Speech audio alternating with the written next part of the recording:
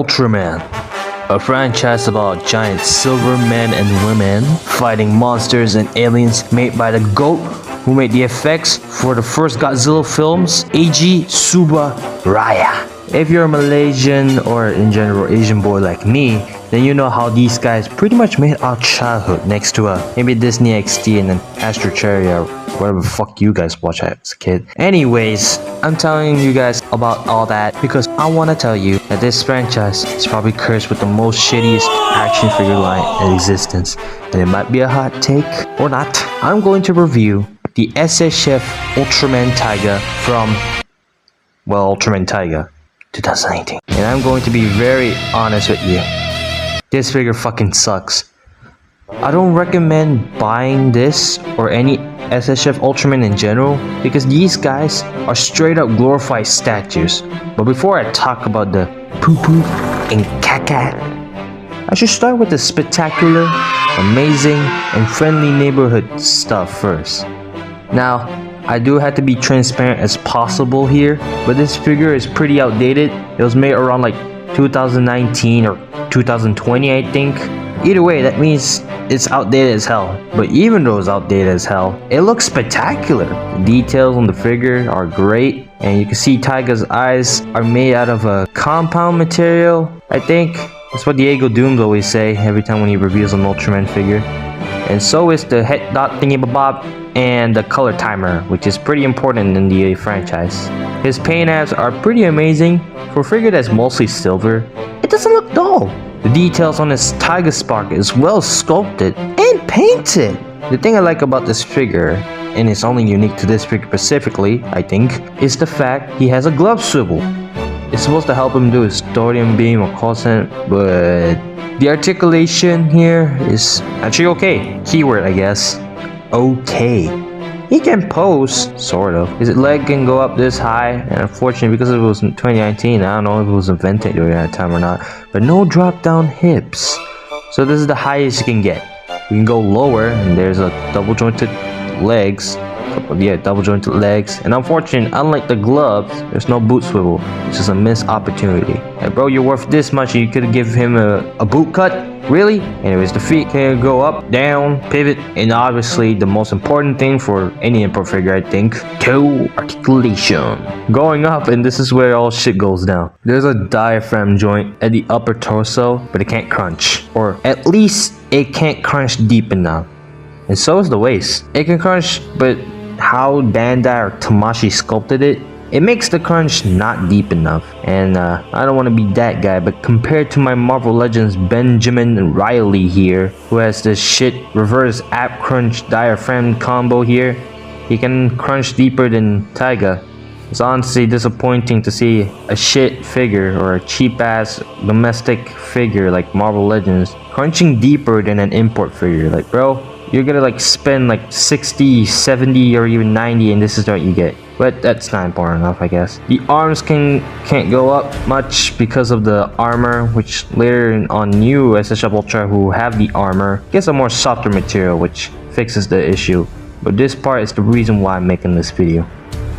As you can see, there's no fucking bicep cut. This is an arm swivel, and although it sort of functions the same way, for me, it limits the arm by a lot, especially if you're someone who never collected or just new to the SHF Ultraman. In the franchise, they do this finisher usually called the cosine, which means either ray or beam, but that doesn't matter honestly. And they usually make an L or cross arm pose to do it. For Taiga here, he does a special T pose. No, not that T pose, this T pose. To shoot his cosine, and because there's no bicep cut, it's pretty difficult for him to do it, and especially if you're someone new. Now, you might be wondering, why am I like saying all this bullshit, acting like as if you're new to this whole BS? Well, in order to recreate the pose, there's actually an elbow swivel to help you make the pose, which fuck you, Bandai or Tamashi. Who the fuck would assume there will be an elbow swivel in the arms? No normal collector would ever think of using or even checking if there's an elbow swivel, unless it's an old Marvel Legends female bot. All this figure needed is a bicep cut, and you couldn't give that, but instead of elbow swivel? Anyways, what's worse is that it's not even that helpful. He almost does the pose, but compare that to, again, Benjamin here, who's doing the same pose. Like, you just look at this and like you wonder why. Just why? You could have given these guys a bicep cut and it would have saved the world, even cure cancer. Nah, that's too far.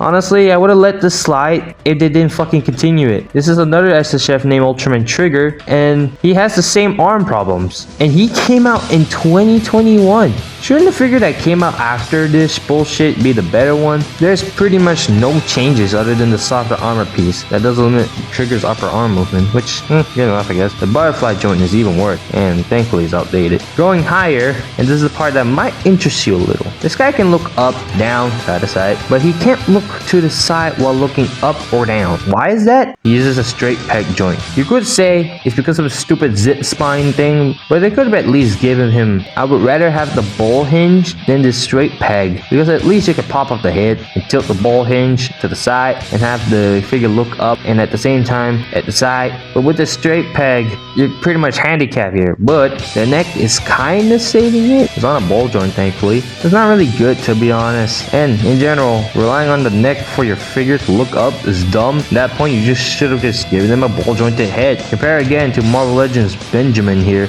It's shocking to see the difference. It feels really overwhelming to buy this figure, and the fact that it's an import figure isn't helping it. Usually you'd be spending around like 40, 50, or even 90 USD. And you're obviously going to expect a lot by it simply because of the price. But with these problems, regardless when it was made, this figure is not worth buying. And this part might piss off a few people, but all he comes are just an alternative color timer, like the show, and hands. Just hands. You get fists chopping, wide open, slightly open, and more chopping? The difference between this and that are the fingers. Which is, no. This pair of hands is just useless and probably just there to fill in the box, nothing else. Now, I did talk about the call sin and kind of implied that it's very important for these guys. Actually, I didn't imply that. I just said it to your face. And this guy has it, but it doesn't come with him. It's in this premium Bandai release of another Ultraman named Trigger, who's the main antagonist of Taiga show. You really could have given this man his calling without locking him behind an expensive paywall. This is unfortunately not a one-time thing.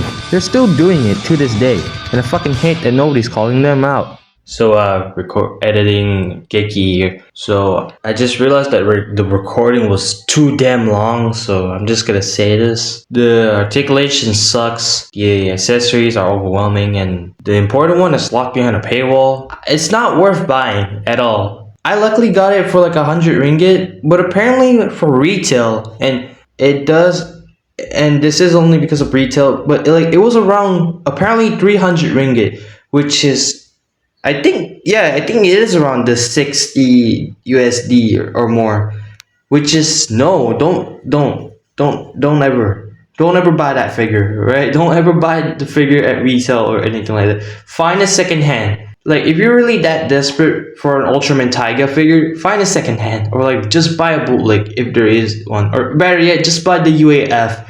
The UAF, although it's not like even Marvel Legends standard, that thing is much worth it than the figure arts, because like that thing, it's just a glorified statue. It doesn't pose well. The accessories is lacking, and again, the important one is locked behind a paywall. An expensive one at that. So like, no, I don't recommend buying it at all. Bye.